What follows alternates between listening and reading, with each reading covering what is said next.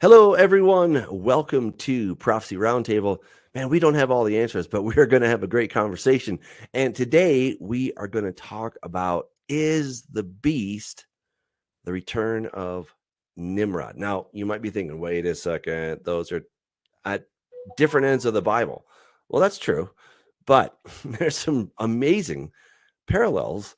And to help me figure out this perplexing question, I've got Jessica Arellanes, who is in the beautiful state of Florida.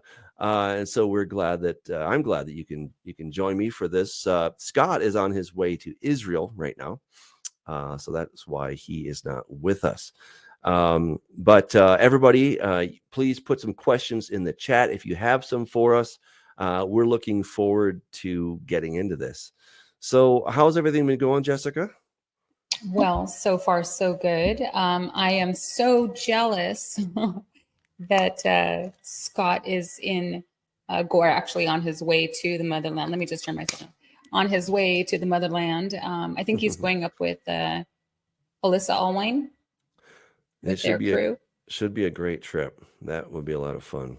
Yeah. Good stuff. You have something coming up next year, right? I do. Yeah. April 2024. If people want to go with the Way Congregation, go to thewaycongregation.com. There's a button that says Israel trip. We're filling up, but we do still have some space.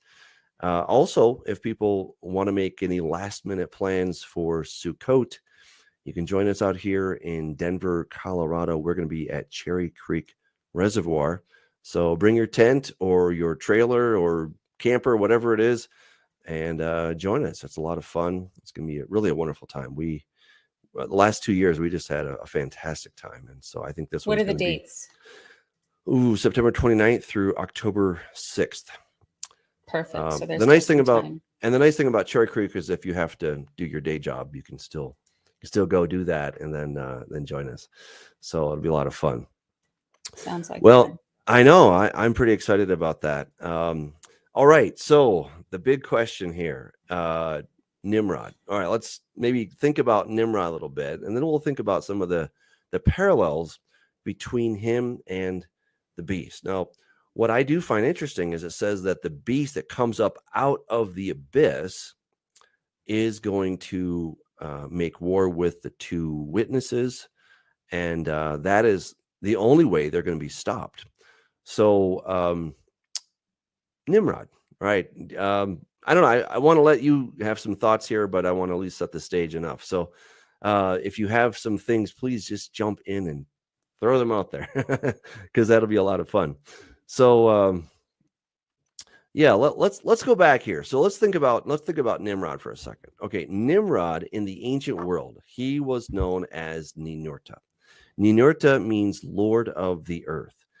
His father, and I'm talking mythological father, okay, was Enlil. Enlil is Satan. Enlil is the same as Halel in Isaiah 14:12. Okay, how you fallen from heaven, O Lucifer, or Halel in the Hebrew, which is Enlil in the Sumerian. Enlil had a son named Ninurta, Lord of the Earth.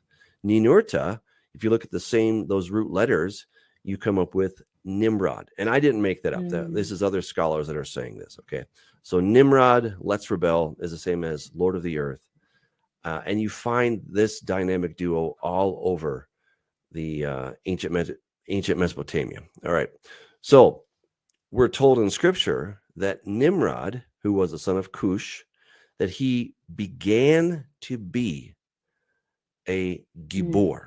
Okay. Now the word Gibor doesn't always mean giant or something like that, but it can also mean that. And we see in the Greek Septuagint, it was the word gigas, which was a hybrid, was a demigod. All right. So something happened to Nimrod. He changed. He became something different. I think he became a demigod. He became, a god for simplicity. We'll just say that. Okay. Could it be that this rebel that was there back in those days of the Tower of Babel, the one who also established the city of Babel, he established, Erech, Akkad, Babel, right? So these are some of the principal cities that he established. And could it be that maybe he's going to come back? I don't know. What are your thoughts, Jessica? Well, so I am not sure if you have watched the most recent docuseries on Netflix called or titled King of Clones. Oh, wow. Have you watched that? I have not. King of Clones? Sounds like I better get my Netflix subscription again. Well, it's very, very interesting. So basically, it is following the work of Dr. Huang Wu-suk. Huang Wu-suk. And there was a massive conspiracy surrounding his work. But basically, he was the first to come out and claim that he had succeeded in creating human embryonic stem cells by cloning. And then later on, he also claimed that he was successful at creating the first human embryo. Now, if you follow the docuseries, you'll find that he was able to clone various mammalians, including pets, that's like so long ago. In the cloning world. And so I began to look at that. It made me think about the battle for embryonic stem cells when everybody was like, this is just unethical, inhumane, not okay. It's experimental. How far are we going to go with this? But again, the controversy surrounding his experiments was that his information was falsified. Not so much that he was not the one who was successful at doing this, but that perhaps he used some sort of maybe backhanded practices to accomplish his work. And so basically he was cited for bioethical violations. But nonetheless, very interesting to note that they are claiming to have already cloned. They're this close to like cloning the human. And so I guess my question would be starting there and then maybe even going into CRISPR technology and epigenetics and transferring that information to maybe perhaps, okay, so here's what I was thinking. Let me just put my information out there. So what I was thinking was, if it is Nimrod, this beast that will be resurrected in this appointed time, in this specific time. Why Nimrod? I guess that would be my question to you first. Why Nimrod? What did he possess, or what does he have that holds interest to the fallen angel? Or is Nimrod the embodiment of Hillel ben Shachar? So if you want to maybe answer those, and then I guess I can ask my next question. Yeah. So the research I did, in case people are interested, is Encrypting the Image Volume 2. I asked myself a lot of these rather challenging questions. So there's some pretty weird stuff going on in the book of Revelation. Okay. So you've got this one known as the dragon. I'm like, okay, I know Satan is the dragon, but why? Why is he called the dragon? Why is he a great red dragon? So long story short, as I was doing my research, I'm going back to ancient Sumer. Ancient Sumer is probably the oldest civilization known to man. Okay. It's certainly the oldest written civilization. Okay. So as far as writing goes, they get it. They get the award. All right. So, and then I was asking, why is there no reference, zero, of Satan or Lucifer in the ancient world? If I do think Satan is real, and I think the one that we know as Lucifer, that we often use that term, I think he was real as well. I think he and Satan are the same guy. So why is there no reference to these guys? And again, long story short, what I found is that Hillel in the Hebrew is actually Enlil in the ancient world. And Enlil was the god who separated heaven and earth. He took earth as his portion, and the creator god, Anu, took heaven as his portion. And I'm like, wow, this really sounds familiar, this story. Okay. And Enlil, his name in Sumerian probably means Lord Wind. Paul talks about the prince of the power of the air. He also was the god of the 33 stars. He was the god of the way of the north, right? We see that Satan was going to take the farther sides of the north. That's one of the things that he wanted to do. He was going to Enlil wanted to set his throne above the stars of God. That's definitely what there is there in Isaiah chapter 14. And there's many other things that point in that same direction. So Enlil also was said to have a son. He engendered Ninurta. And guess what he gave to Ninurta? He gave him his tablet of destinies. And having the tablet of destinies was basically the keys to the kingdom. You had the power, throne, and authority, right? And I think, Satan is kind of a selfish dude. Last time I checked, I'm not sure why he would give that to anybody. And yet we see in Revelation 13 that the dragon is going to give his power, throne, and authority to the beast. I'm like, okay, I'm seeing something here. Now, going back, the great red dragon motif that we see in the book of Revelation is it's 100% match for Enlil. All right. So we see that hands down. If you've ever seen the Ishtar gates, those have two kinds of creatures there. One is kind of more dragon-like. That is called the Mushhushu. And this Mushhushu is probably the same word for Nachash. Okay. And I always try to be careful when I'm talking about linguistics, okay? Because some things I can prove 100%, some things I can prove, I think, 80%, okay? So I would say that the correlation between Mushhushu and Nachash, I'd give that 80 to 85%, in my opinion. So I think they're exactly the same. Nachash, of course, is snake, all right? Serpent. And then the whole idea of the beast. We see in Daniel chapter 7, it says that there was a lion, and then he was made to stand on 2 feet like a man. That is the motif for Ninurta or for Nimrod. All right. So again, what's really interesting in the ancient world, there was this kind of ambivalence. And like, are we talking about Enlil? Are we talking about Ninurta? And the answer was yes. Okay. So there was another iteration of this dragon kind of creature, and it was called the Anzu bird. All right. And it was very much a hybridized being. It had a lion type body. It had eagle's talons on its back paws. So it had eagle's talons instead. It had eagle's wings. You can see kind of a plumage on this lion.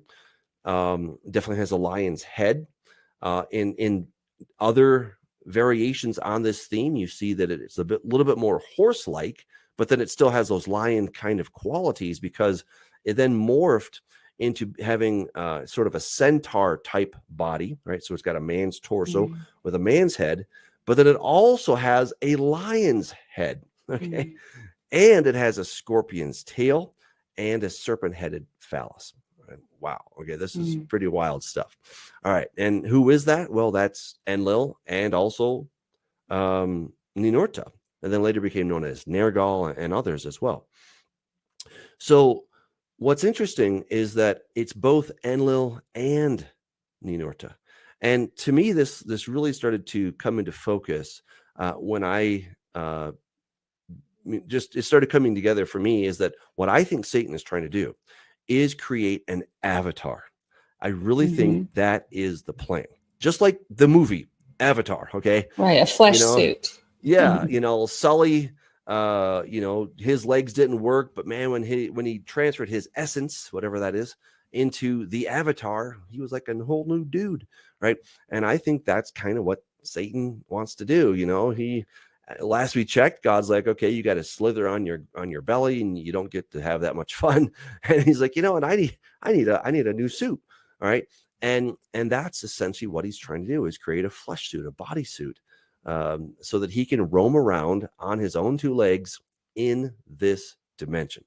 And that is what the whole idea of the beast is. So when he says he's going to give his power, throne, and authority to the beast, I think what he's really doing is saying, I'm just going to transfer everything, and then I'm going to inhabit you, possess you, but not just temporarily possess you, but I'm going to completely take over. Right. And what kind of got me jazzed is I'm looking at Judas, right? He and the beast are both called the son of perdition. I'm like, oh my goodness, there's really something to this, right? You know, why would Judas be called the son of perdition? Because we're told that as soon as Judas took the bread there at the Last Supper, it says, then Satan possessed him and entered into him. Entered his heart. Entered into him, yeah. So he possessed him. And then I was doing some research, and I discovered this guy named Chris out of Reno, Nevada. He had leukemia, and so he needed a bone marrow transplant, and he got it from a guy in Germany. And this forensics lab was tracking his progress, and they did before and after of his DNA. And what they showed is that several months after getting this bone marrow transplant, is that he began to change genetically to that of his donor. The DNA in his blood changed to that of his donor. The DNA in his semen changed to that of his donor, right? And I'm like, oh my goodness, there's really something incredible going on here. Is that, you know, if we now have that kind of technology to do that, and it doesn't prove everything, but it's like a big, ooh, I think that's kind of where we're going.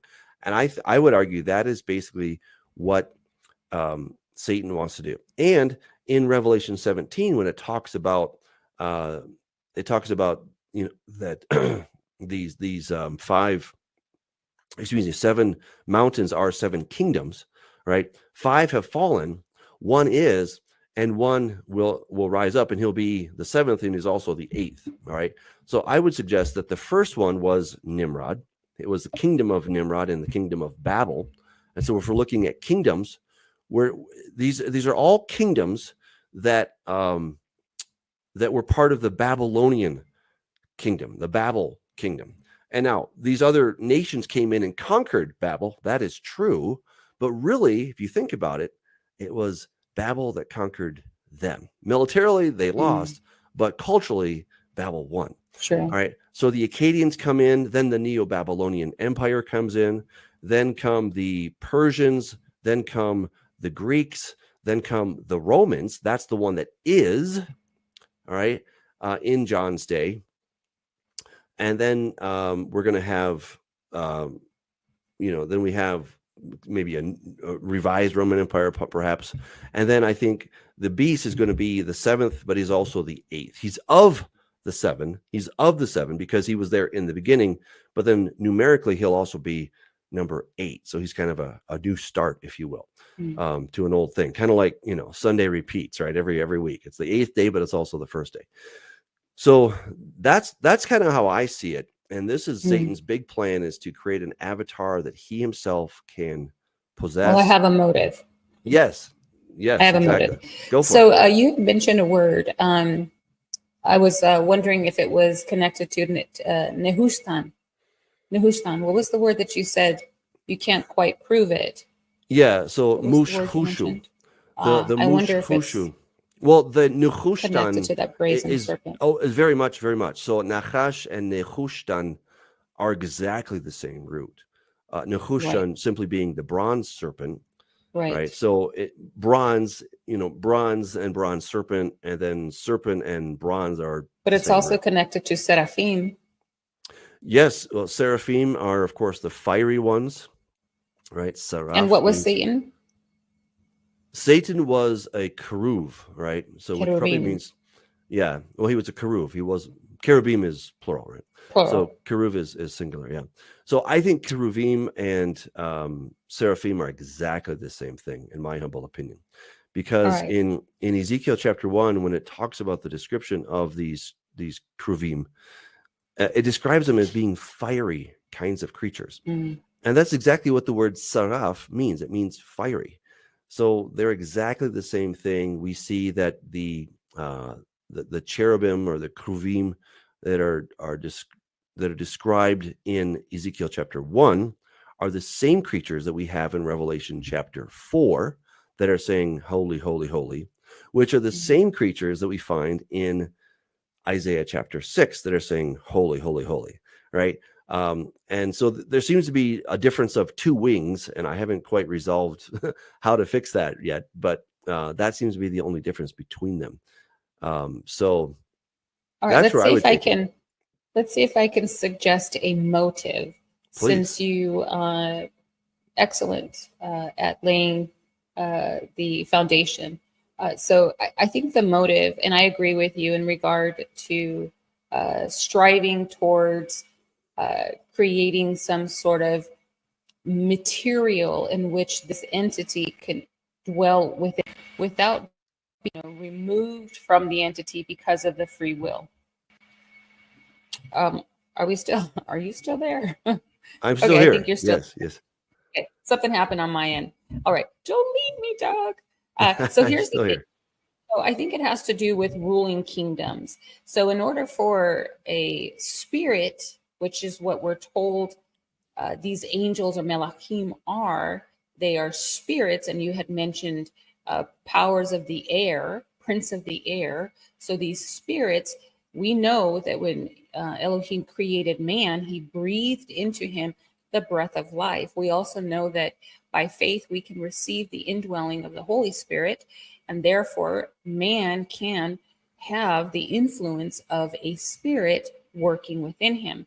However, the problem is man has a free will.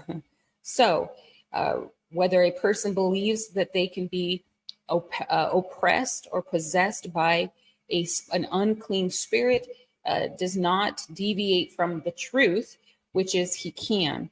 And therefore, a person can assume that some of their addictions, some of their issues, outbursts, whatever the case may be, is just simply an element of their nature, when in fact, oftentimes the person is oppressed. There is more than likely an open door that allows an unclean spirit to come in and to lay strongholds or foundations that are set up or erected against the individual's mindset, causing that person to then become a slave to that particular type of sin. So with that being said, if in fact a person is oppressed by an unclean spirit and he does not know it, he can simply say, no, I'm choosing not to do that today. So you have the problem of the will.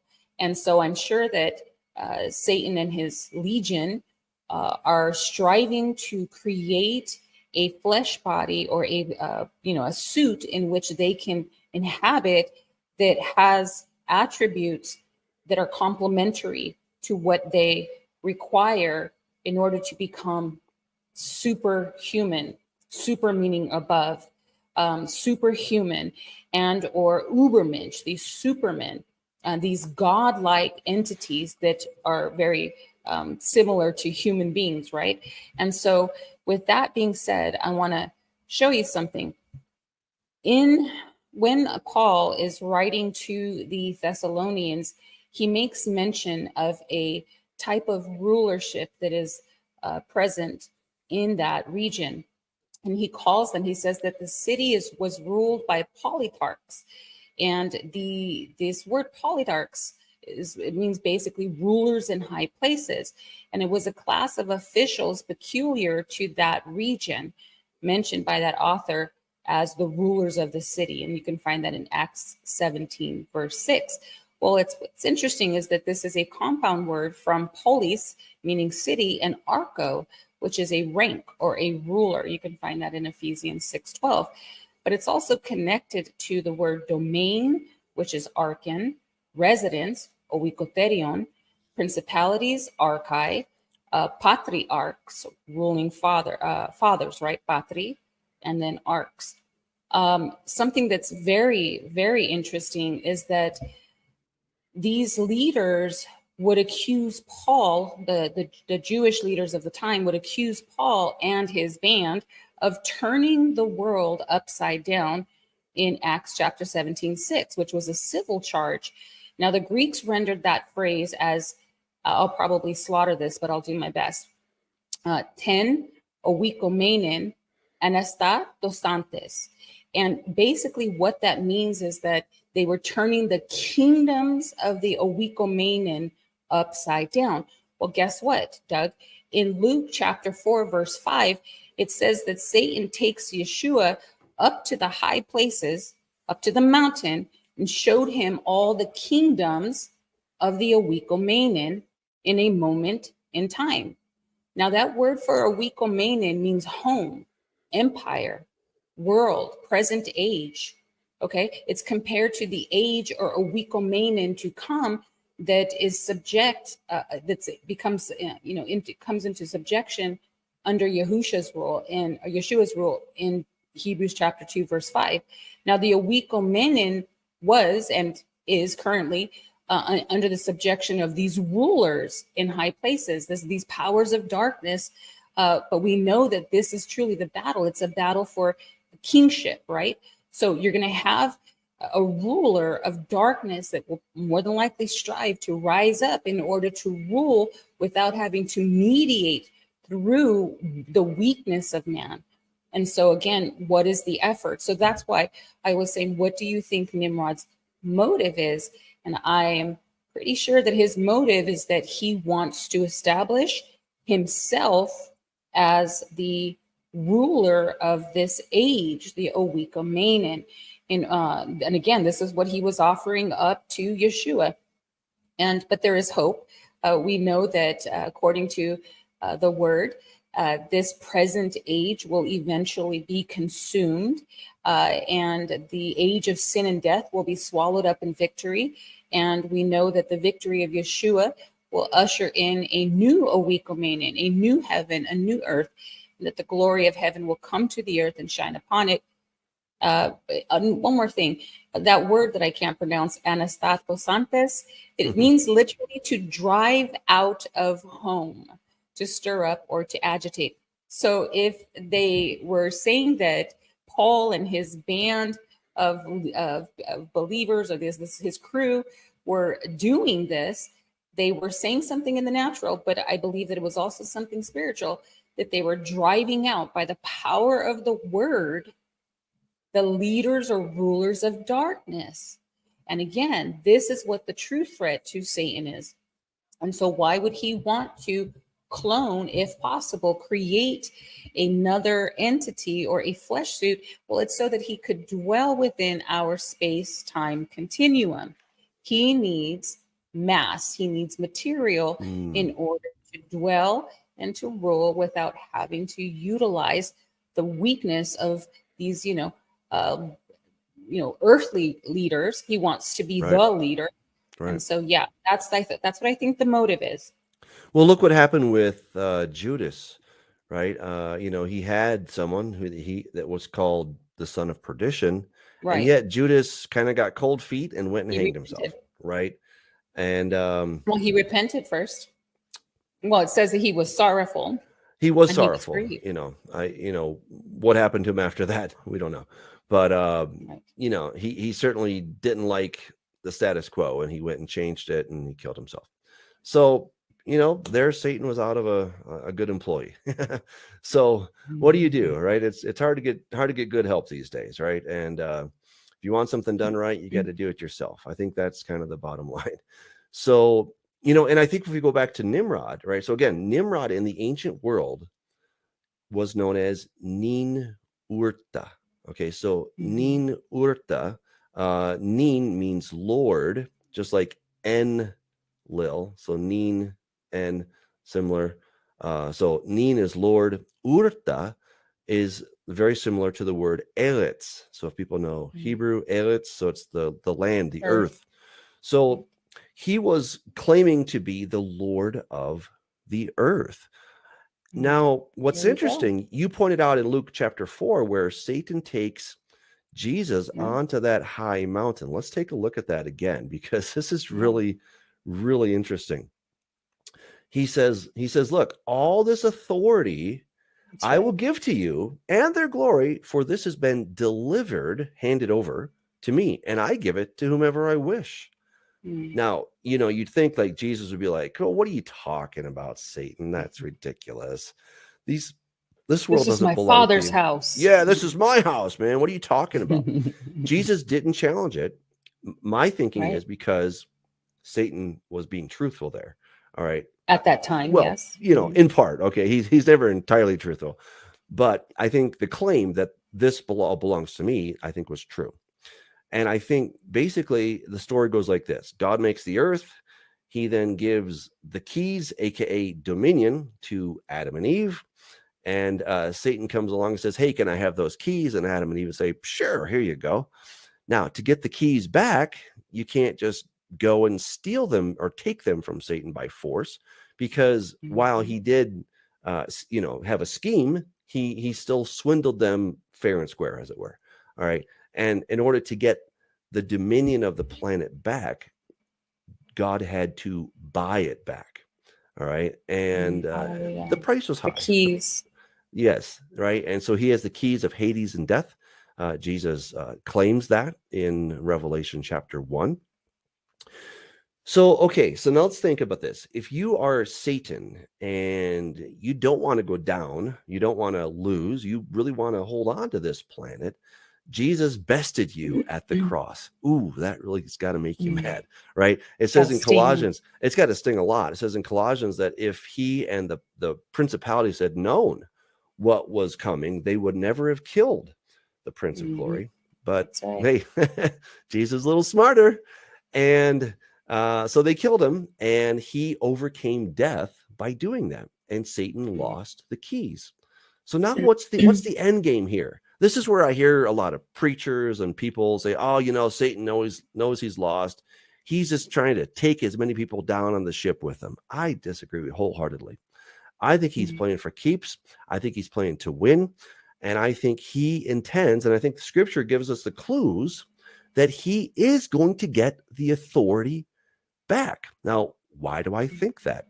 Well, let's take a look here in Revelation chapter 13. What do we see? First of all, the dragon gives the beast his power, throne, and great authority. So there's some authority.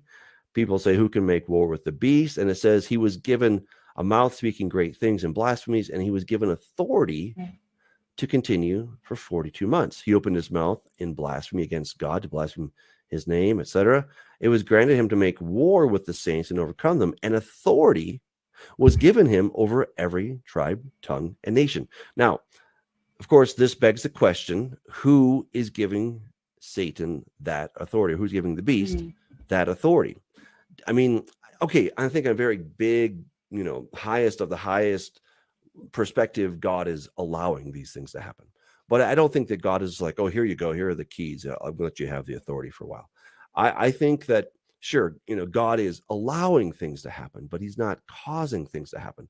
Just like he allowed Satan to steal the dominion from Adam and Eve, but he did not cause that to happen. And I think we have a similar situation, and that mankind is going to give the authority to the beast. And when he has that authority, he will essentially find a back door around the cross, if you will, and mankind is going to empower him with that authority once again. And then it will take a direct intervention by Jesus at the end of this age to come and stamp him out, because mankind is going to be in big trouble. All right. Check this out. I got to say it. So Isaiah 14:13, and you're on to something. So I do believe it's about establishing his throne. And I think if we really look at this beast, I mean, what was created on the sixth day? The beast of the field, singular, man being one of those beasts. What sets him apart is that word kind, which is species. So that's why his name Adam is not his surname, but the name of the species is mankind. Right. So this is what sets him apart first. Second, that he was created in the image of Elohim. What's also interesting is that if you think about this beast and the fact that he's going to blaspheme God, who is the source of all things living, he's the all existing one, the all extant. Well, then I started thinking, okay, so what is cloning? What will this cloning entail?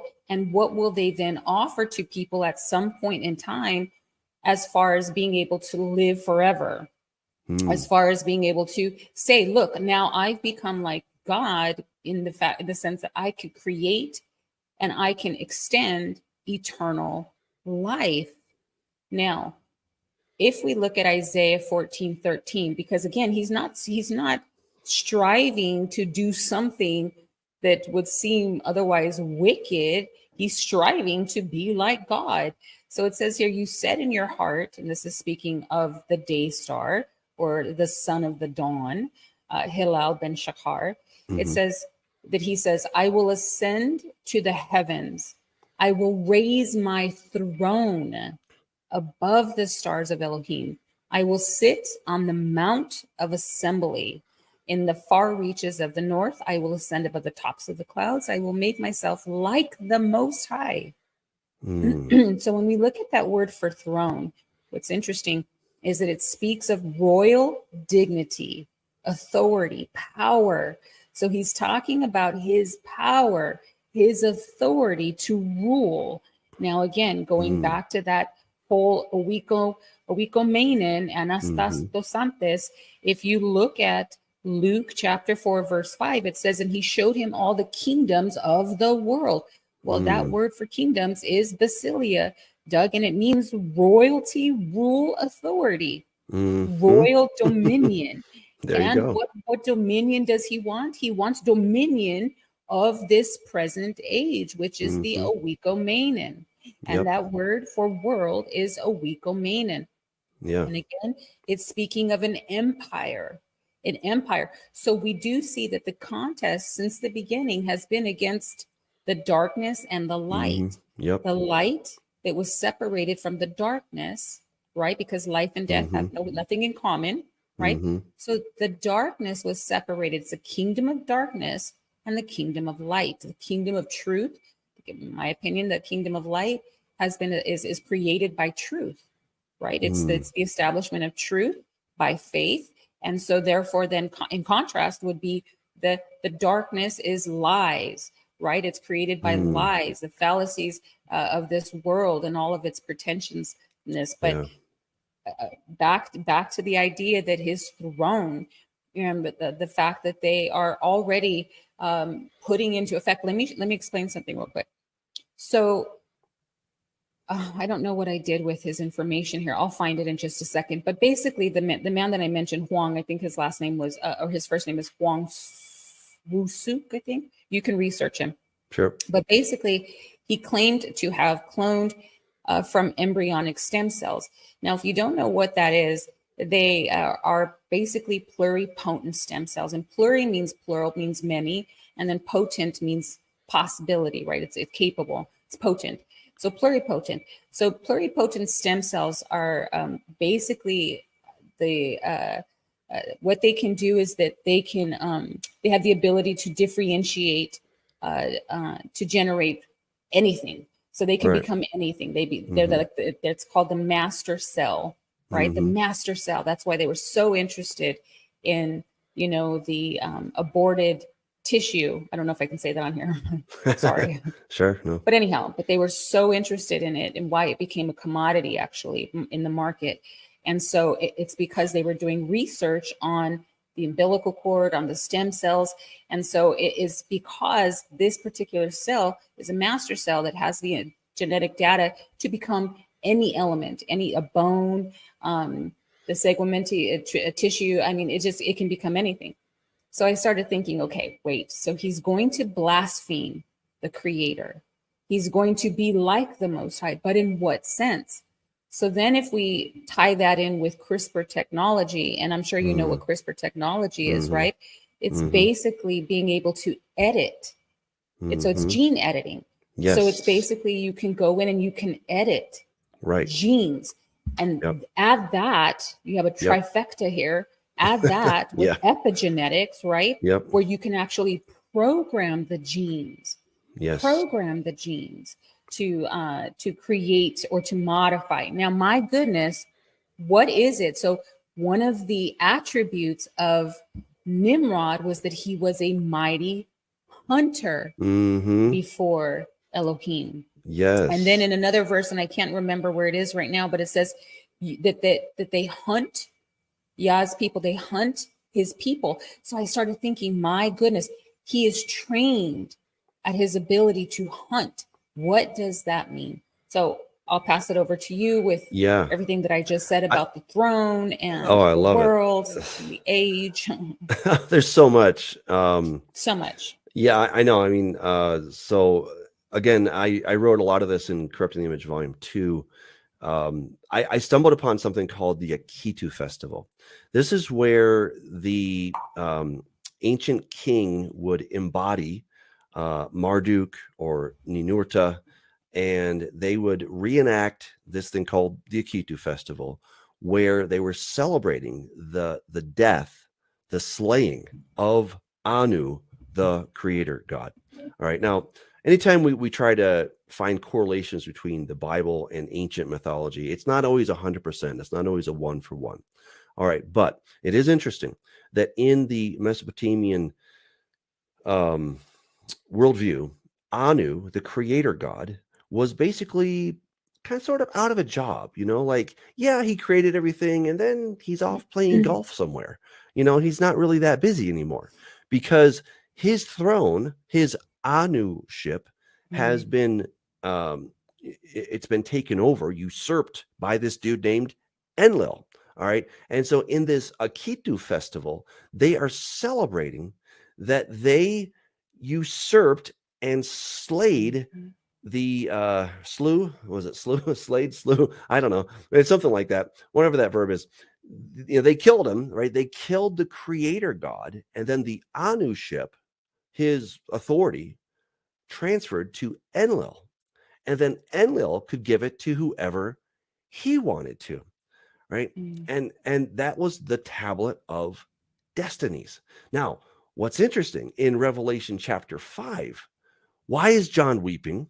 Because there's a scroll at the right hand of the Father, and nobody on heaven, on earth, below the earth was found worthy to open the scroll, right? And so he's weeping bitterly. And this elder comes up and says, "Hey, don't worry.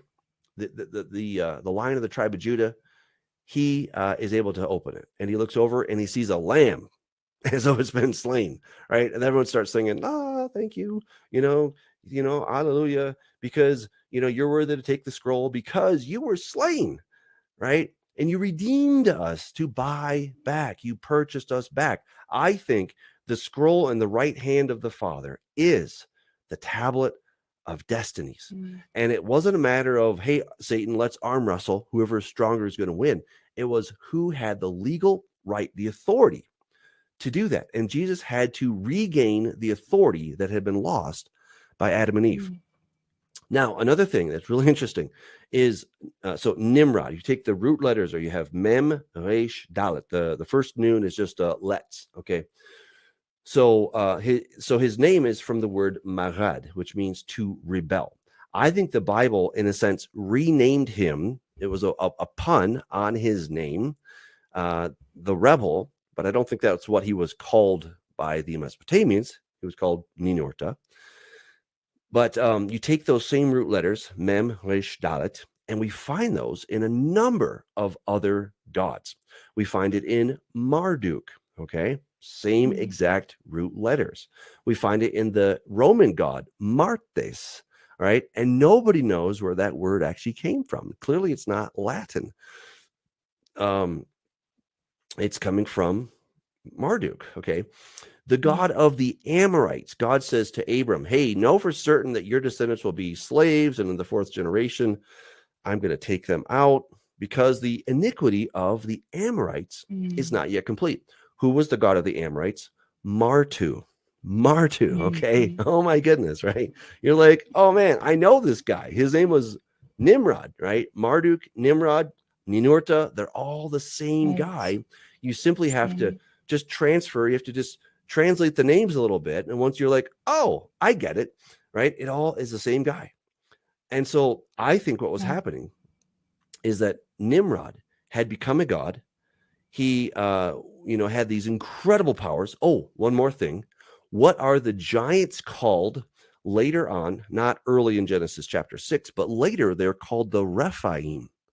That's a weird word, because the word Rapha, even in today, the word Rapha means to heal. A Rophe is a doctor. That's right. So why would they use that word?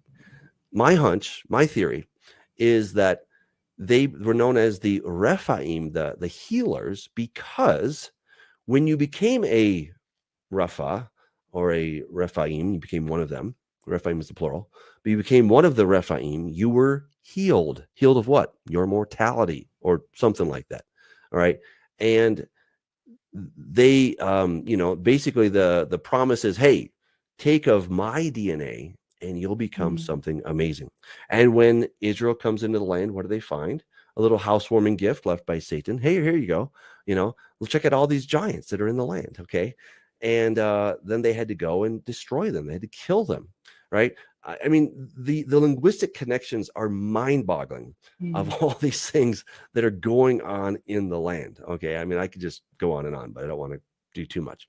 So, so I think what's happening is we have the same basic plot, is that Nimrod is the beast.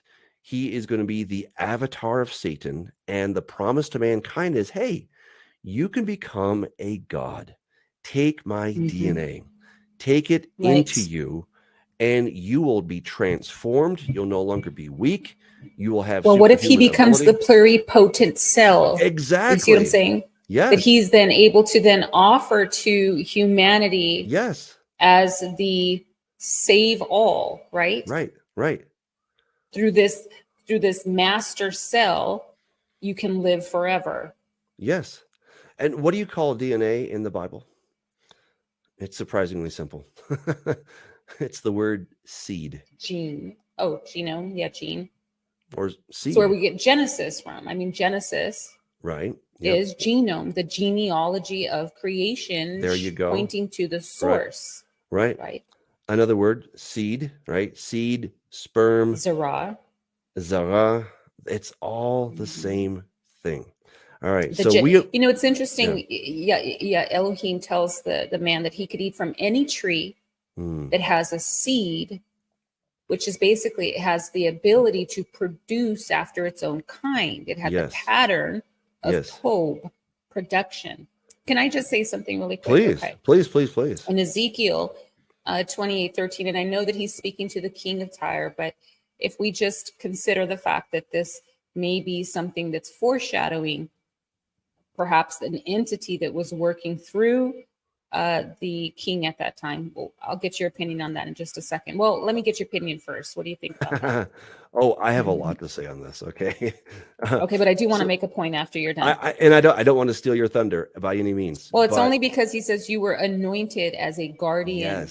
Yes. So what's going on there? I used to think, this is just talking about a human king.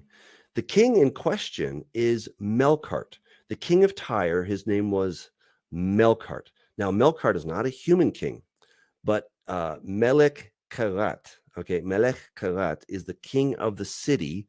The city there is the underworld city. Okay, the realm of the dead. So Melech Karat was actually found on a bilingual inscription. And so it was also found in Greek and in Phoenician. Okay, so in Phoenician it was Melech Karat or Melkart. In Greek it was Heracles. And I'm like, whoa, Heracles, what's going on with that? Well, guess who Heracles is? He is the hero par excellence, who's also Ninurta or Nimrod. Okay, mind blown, right? I mean, this is crazy stuff, right? So yeah, Heracles, Hercules, the son of Zeus, right? He is the one who is just, uber powerful and all this different stuff, right? So we start seeing this correlation. So is it Nimrod or is it Satan? Well, I think here they're definitely talking about Satan, but the lines really start to blur. Right. That's what's so amazing. 100%. All right. So let's look at a few things then. Please. So it says that the charge against him is that he has said in his heart. We just went over this, right? Oh, okay, I'm sorry. That's the wrong one. That's Isaiah. But I want to show you the comparison here. Of course. So it says in Ezekiel 28, starting with 13, where he was located in Eden, the Garden of Mhm. Elohim. Mhm. It shows his covering. Watch this. His covering is he was adorned with ruby, topaz, diamond, beryl, onyx, jasper, all the good things. It says that his mountings and settings, which is speaking of musical instruments, were crafted in gold, prepared on the day of your creation. Then it goes on, it says, you were anointed as a covering cherub, right? Mhm. For I Mhm. had ordained you. You were on the holy mountain of Mhm. Elohim. You Mhm. did walk among Yes. the fiery stones. Yeah. And so something must have happened where maybe perhaps he fell, and he says, I'm going to get back up there. I am Yep. going to ascend Yep. into the heavens. I will raise my That's throne right. this time above the stars of Elohim, the Yes. fiery stars. I Oh. will sit again on the Mount of Assembly in the far Mhm. reaches of the north. I will ascend above the clouds, and I will make myself like the Most High. So you Yes. see, something must have happened, and where he is saying, Yep. okay, what's going on? Well, what's interesting is that that word for covering is, we had mentioned earlier, that is kasa, right? And that's the word for throne. This is the Mm. word for throne. It is Strong's 3678 if anybody wants to look it up, but it's kase. I'm sorry, I'm saying it wrong, but I'm thinking of Psalms where it says the covered month or the covered Mhm. moon, kasa, I think kodesh they're kasa. they're really two different words. This is the word masach. You're thinking of Well, this one here kisei. is 3678 and it's Yeah, kase. they're different Do you see words. it? Yeah, but they're What do different. you see? I mean, I don't look at the numbers. I just look at the word. But Okay, I'm looking at it right here. So for that word for throne, it's it's kase. What do you have? kisei is the word for throne. Yes, absolutely. Right. It's But it's from not the this word for root word covering. Well, unless there's a meta thesis, I don't know. Anyway, go on. It maybe doesn't matter. I don't Okay. know. Okay, so if I were to look at it, it's an Assyrian loan word, and Okay. it's kisua, and meaning headdress or cap or covering. Mhm. It can also, that's the root of the word. It is also made reference to a full moon or a tiara or a moon god. And so it's Kesua, Kebusu, Agu. You find it in Proverbs 7:20, in Psalm 81:4 regarding that covered moon. But it means fullness or full moon or a festival and all the good things. But my point being is that you see something here. My point that I was trying to make is that perhaps what he's looking for is that covering that he lost his Mm. countenance, his Mhm. brightness, because the idea is that he became nafal or he nafal. Right. Yeah. That word nafal first mentioned Mm. is in Genesis when Elohim is confronting Cain Mm. and he tells him, Yeah. do what's right and you'll be accepted.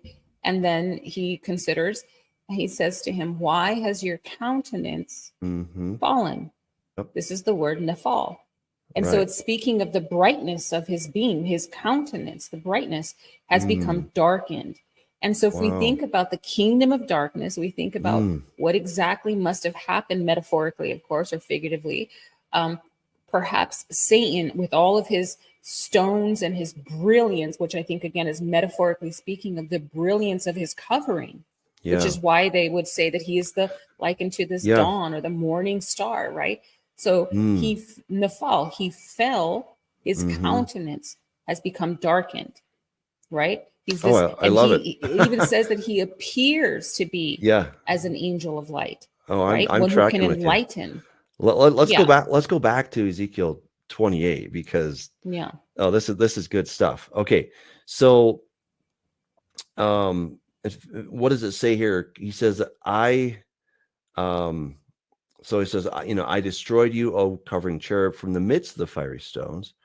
Your heart was lifted up, etc., etc. And then he says, so in the New King James, it says, I brought fire from your midst and it devoured you. Now, in the Hebrew, it says, Vaotzi esh mitochecha. So I caused fire to come out from within you, which kind of blows my mind because again, when we look at the other Kruvim, the other cherubim in Ezekiel chapter 1, they're these very fiery kind of creatures. They have a covering of fire. And he says to this one, he says, I took that fire away. I took the fire away from you because you weren't playing nice. All right. And you ask the question, what did he do? Well, the text actually tells us very specifically. And part of it is, well, unfortunately, I think we kind of maybe used the wrong word. Says by the abundance of your trading. I really don't think that's the best translation. It's by berov rechulatcha. All right. So by the abundance of your slandering, this word rachal, it means to come and go, to exchange. It's related to the word ragal, which means to walk about, which is your regel, your foot. All right. So it's this coming and going. It's this exchanging of not only goods that you can buy and sell, but just ideas. Okay. So and it's this idea of slandering. Okay. And it's not just the idea of it. It's very much used that way in scripture. So I'm not just making this up. Right. So by the abundance of your slandering, you became filled with violence. Now, what is the word slanderer in the Greek? Drum roll, please. Satan. Diabolos. Satan. Diabolos, the devil. That's right. Right? The devil. Yeah, the devil, right? An That's his other adversary. name. The adversary, exactly. Right? The accuser of the brethren. You got it, right? So he was probably accusing God, is my guess. Sure. That he was like, what did he say? Did God really say? Right. But it he's a seems bad that, guy. yeah, and he He's maybe depriving you. Maybe he was saying these things for some time. We don't know. But as a result of this abundance of his slandering, God took the fire out from within him. So I love what you're saying about Cain, because I also talk in Correcting Image Volume 1, I talk about how we had coverings of light. All right. There's something called biophotonics, and it's this phenomenon whereby all DNA absorbs and emits light. It's pretty wild, right? It absorbs and emits light. Proof, look at Moses when he went up on top of the mountain. He comes down and he doesn't realize that the skin of his face is glowing. It's shining, all right? Which is the word karan, which is the same word as keren, which is a horn. And that's why when Michelangelo did Moses, he had some horns on there. But so he was glowing because he had this huge input of light coming into him, and then it came out, but then it eventually faded away. Before the fall, Adam and Eve would have had the same principle, but it never would have faded away, right? It only started to fade when they sinned. And I think that's when their eyes were open and they realized, we're naked, right? And I don't think that I don't think it was instantaneous. I think that it was like, something just changed. Eve, you're not glowing as much. I'm not quite sure why, but you're a little bit. That's why they say with women when they're pregnant, oh, you're glowing. I agree with you. Because there's life inside. Well, what does John 1:1 say? Right? The beginning was the Word was Elohim. He was with Elohim, all the good stuff, right? Yeah. But it specifically says through him, all things were made. Without him, nothing was made. And it says in him was life. And that life was the light of men. Yes. And I know we got to end soon, but I just want to give like a hopeful ending here. And if I think I said the word irregardless, and I'm like, oh, did I really say that? Okay. So that's 5 demerit points for you. Okay. Oh, I'm in Florida. All right, here we go. So of course, again, I'm not trying to take this out of context, but I think we can see something here in regards to the destruction, the downfall of this entity. And so it says here in Job chapter 20, verse 6, and of course, it's speaking of the godless and their momentary triumph, but nonetheless, it says, though his arrogance, watch this, we're going to see some of the attributes of his cunning or his, what'd you say, his violence or his Hamas, his trafficking. But it says here, though his arrogance, I love that, reaches the heavens and his head touches the clouds, he will Abaddon, be destroyed forever, right? He will perish forever like his own dung. Those who had seen him will ask, where is he? Now, there's also Wow. another one in Wow. Jeremiah 51:53. Even if Babylon ascends to the heavens and fortifies her lofty stronghold, the destroyers Yahweh will send against her. And so in Obadiah 1:3, it says, the pride of your heart has deceived you, O dwellers in the clefts of the rocks, whose habitation is the heights, who say in your heart, who can bring me down to the ground? And finally, in Obadiah 1:4, though you soar like the eagle and make your nest among the stars, even from there, I will bring you down, declares Elohim. Wow. And so I thought that was extremely interesting. The pride in his heart, his arrogance. And again, I just think it's really important that we go back to the idea that his throne, which again, we can look at this later, but it does say something canopied or covered. But nonetheless, I'm not thinking that it's actually like a cover, but a position or a rank, right? A rank, his authority. You know, when it says that the man is the head of the woman, he's her covering. He's not necessarily covering her physically, but it means something in regard to authority or power or dignity, right? So he lost his dignity. He lost his authority. He lost his honor. He lost his glory. Yeah. He lost his glory. Oh, and we could go on a long time about We really the could. fall of Satan and all that stuff. Man, this hour flew by, and It did. we So didn't much get to fun. the questions. I'm sorry, guys, but save them for next time. I'm sure there's some phenomenal stuff in there, but we're out of actually, time. you know what you can invite them to do really quick? You can invite them to leave the comments in your comments section of this video. We can pull them for next week and answer them. Good idea. Yeah, if you leave them in this chat, they'll get erased. But if you put them in the video chat below, then we can look at those later. Good idea. Excellent. Well, thank you, Jessica. That was phenomenal. It was really fun. And yeah, so until next time, God bless everyone. Have a good week.